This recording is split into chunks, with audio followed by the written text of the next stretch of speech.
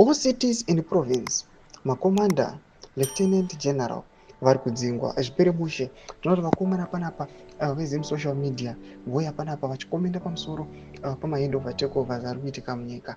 Aiwa, amakaona atakamboburitsa aiwa I think a couple of days dzapfuura vanhu vachisuspecta kuti aiwa ma-hand over takeovers ari kuitika aiwa achiri ma-hand over takeovers achiri pamene kana kuti there is something behind. Sanapinda mashoko anodanyirwa panapa nobva subscribe walike watonda pele kuti muda paino pawo vanoposta this picture muri kuona pana Anselm Msanyatwe achipresida over the transition akudanyira chiti since the handover takeover parade in Masvingo is Brigadier General Oscar Chuma assumes command of the 4 Infantry Brigade from the outgoing commander Brigadier General Kefas Gurira.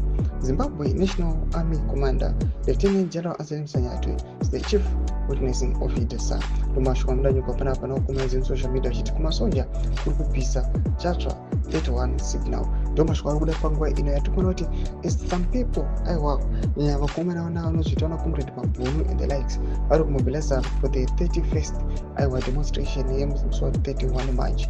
Panguva ino uchionekwa kunzi aiwa kune consolidation iri kuitika ipawa commanders. People now they are feeling kuti aiwa zvinhu zviri kugadzirirwa uko whilst vari kuona kuti aiwa kumabarracks mazhinji akaita sana Inkomo Kumalo pauchete this 4th Infantry Brigade uri kuona kwakunzi kwatoconsolidate wapawa kudhara kwati vane ma-new structures.